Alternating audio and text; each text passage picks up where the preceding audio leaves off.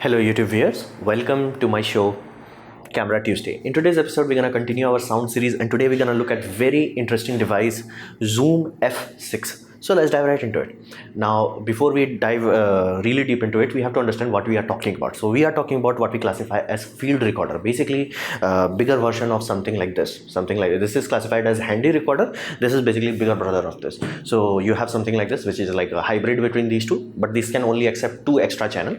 So what we have here is basically same thing, your portable recorder extended. Basically it's much bigger. So it primary thing is it's self-contained. Basically it has a battery, recording medium, everything in it, and then it allows multiple track. This is crucial. This is the reason why somebody even bothers to buy this. Let's think of it this way. Let's say you have a setup that is going around. Let's say you have 4 occupant and all that. All of them are talking and you want to record them. Again, even if you have a good handycam, it can only record 2 channels of audio. So that is why we rely on basically field recorder. Field recorder allows you to record independently multiple tracks. Minimum field recorder starts at like 4 tracks, 6 tracks, 8 tracks, 12 tracks, whatever you have to. And these are designed as man portable. So basically whoever is doing the boom operation, basically whoever is handling that, they can carry it if they need to. They can put it down if they need to, but they can carry it. This is there is a very serious consideration about weight. So they don't make it so heavy that you can't carry it. Basically this is a weight of a heavy laptop.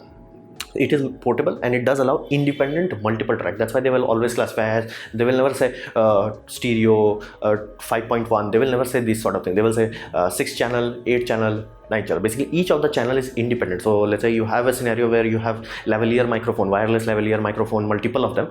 Each of them can be recorded independently, which means during mixing stage where your video would be collected and you will be processing it, you can do lot of good high quality audio basically mastering if you have independent track. That is why people employ this. Basically all movie scene that you see is shot on basically field, inside, basically on set.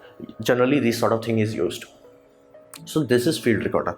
Now biggest problem with field recorder is not with field recorder, basically audio recording industry as itself, basically the hardware itself, is that microphone has very large range. Basically if you have checked my first video in the audio series, you must understand the audio range is ludicrous. We cannot even describe it as like 1, 10, 100. We have to describe it logarithmic. It's like 1, 10, million, a trillion. So that is the problem with audio. So it is very logarithmic. However, our microphone is also very good. Microphone can let's say go from 40 decibel to upwards of let's say 100 dB or 110 dB. So that's a lot of range. However, the problem comes right with, like, let's say it created the signal, it sent the signal goes into what we classify as pre-amplifier. Now pre-amplifier boosts the signal, whatever it is, voltage or ampere, it boosts the signal so it becomes good enough for A to D, basically analog to digital converter, and then your signal is converted into digital file. Now that pre-amplifier is the biggest problem.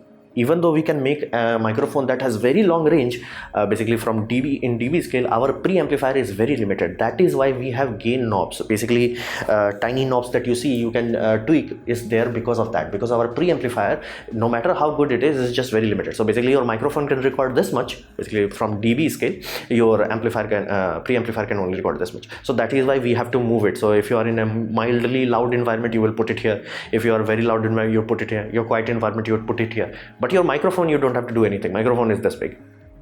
So this is the issue. And let's say you are talking about interview or things of that nature, people talk differently, and on top of that people many time talk different volume. Basically right now I'm talking let's say simplify at let's say -6, but let's say I start breathing heavily, my audio will go to -3. Now again, if it's properly calibrated, you can handle it. But let's say I started breathing very loudly, again your problem is now my audio is clipping. Now it's at 0. The moment it reaches 0, the audio signal is basically nothing is there. 0 simply means there is no signal. So this creates a problem that even though our microphone, that this puppy can easily record it, it's not being converted properly, because microphone range, your preamplifier range. So how do we handle it? Now in professional world, before digital even came in, audio was a very crucial thing. We had tape recorders and all that. So somebody came up with the idea that what if we drop the signal before it reached to the basically recording, before it reached to the tape. So they created what we classify as analog limiter. Analog simply means it's before anything is done to the signal to convert it, it's acting on it. Basically it's working on capacitor, transistor, MOSFET and all that. It's not doing anything digital. So let's say your microphone supposed to give signal of 7 volts. It's like, okay, 7 volt signal, you started screaming, the signal became 8 volt, 9 volt. Now this circuitry will simply tone it down before it sends it to A to D.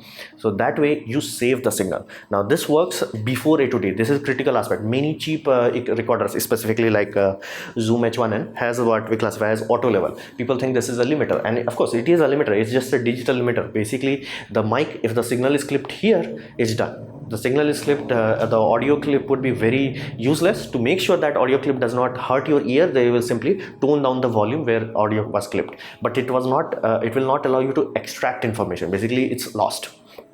In this scenario it's not lost because the audio was saved before it went into digital phase. That saves the sound. However, there is a tiny penalty. It does compromise the quality. Now to give you a context of this, Zoom is rarely used in movie industry. So let's say another company that is sometimes used in movie industry is Soundbite.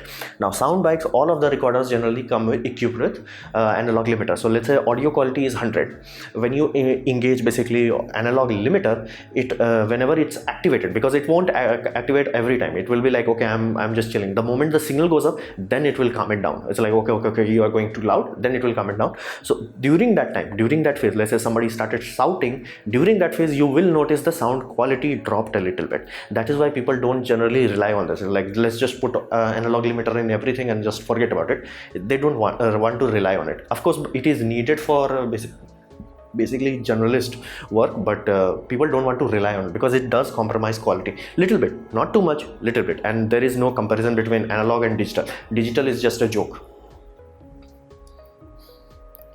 So what are the options that people employ? That was the first option. Another simpler, cheaper option is basically dual recording. Basically what you say is you create two independent tracks. Now you will create one primary track. Basically the gain would be set, let's say right now I set my gain to 7. I will set another track with a gain of, let's say, 5 or 3, whatever. Like if I think I'm gonna have a lot of shouting and screaming, I'm gonna set safety track to be much colder. Now this sometimes in professional edition they sometimes have dual A to D. Basically one circuit would be built specifically for handling low voltage, another would be built to handle high voltage. This way they can both be masters. Basically you generally don't want to make one generic circuit. You want to deal with the low voltage, and once the signal clips you simply send it go to hot one. So that is done. However, it is pretty awesome, and you can do it to yourself right now. Basically, even if you are doing something like I am doing, where I have one mono microphone, I can employ this if you want to. I have provided the link down below, you can see it. Now many recorders like Zoom recorder or Tascam recorder comes with the function inbuilt. So you're gonna have main recording and you're gonna have backup recording. Now this works phenomenally well. However, it does come with serious consequence. You have to do what we classify as post-processing. Basically I can't, like if I have to record 4 videos per day, in every time I'm recording a video I have to put on headphones, listen to it. Okay, here the audio I clipped, okay, splice it, then take the basically backup track and place it there. It's an extra step. Now again, you may not worry too much about it. It's more than good enough for, let's say, YouTube. But let's say you are doing a movie system. Now there you may have 8 microphone recording, you may have 12 microphone recording, or you may have 30 recordings. In those sort of scenario, having backup track for every of them is just too much hassle to deal with.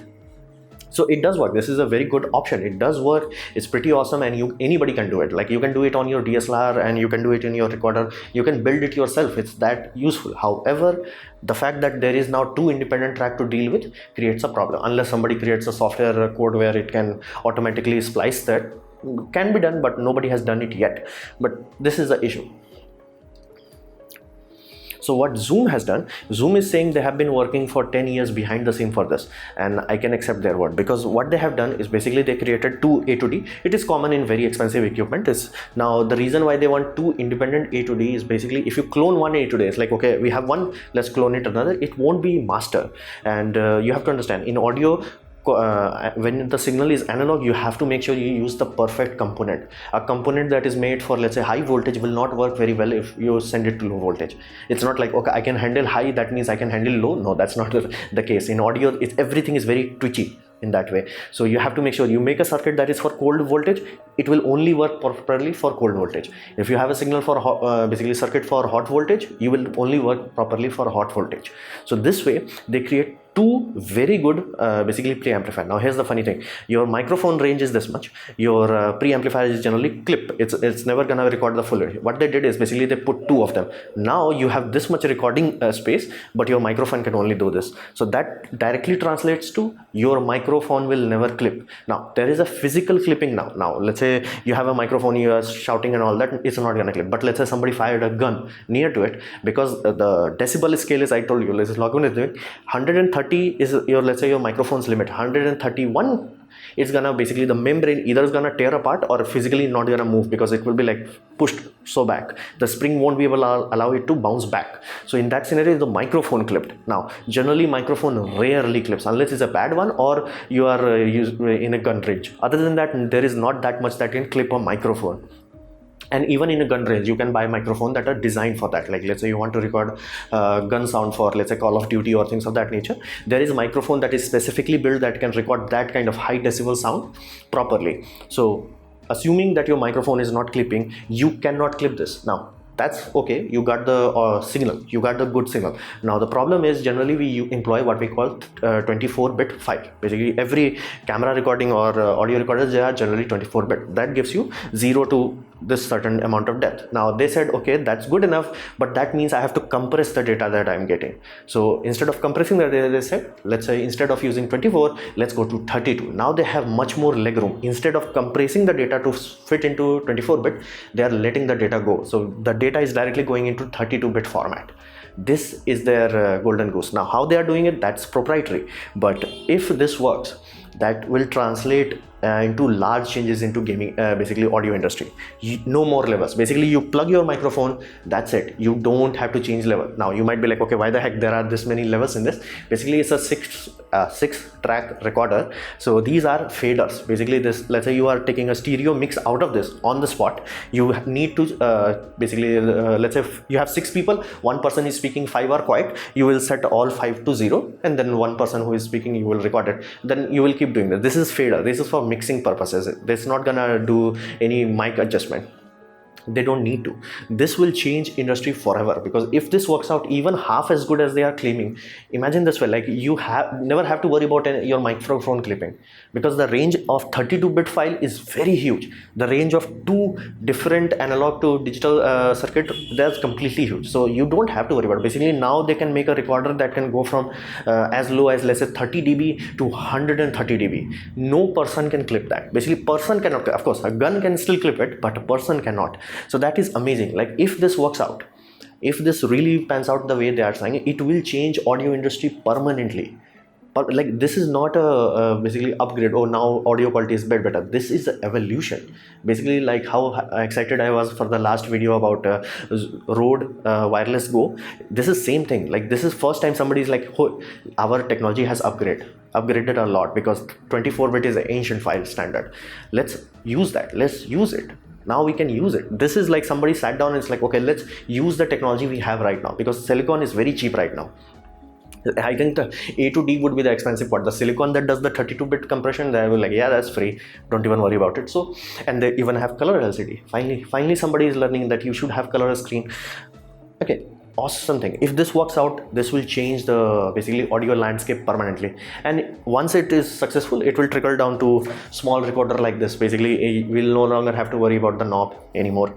So I see a lot of interesting thing in the future, because this is Zoom's ace up in the sleeve. Basically Rode started to take competition seriously once DAT microphone started to take a little bit of market share. They released the wireless Go. Zoom is also losing the market, because like people are frankly fed up with Zoom. Basically like you're not doing anything. It's just like, yeah, we are good, that's it. We're not pushing it. Now they have pushed it so far ahead. If this works out, they will have a competitive advantage on their competitors for years. It will take anybody else like at least 1 to 2 years to figure out how the heck they are taking the 2 signal and mixing it into 32-bit file. So they have taken a very giant leap, and if it works out, it's pretty amazing for us consumer. So this was my presentation on Zoom F6. I hope you liked it, learned from it. In that case, click the like. If you didn't, don't worry about it. You can press dislike. I would urge you to press it twice to show me your extra disappointment, and leave a comment because I reply to all of them. Press subscribe, press the bell icon if you are free, and as always, thanks for watching.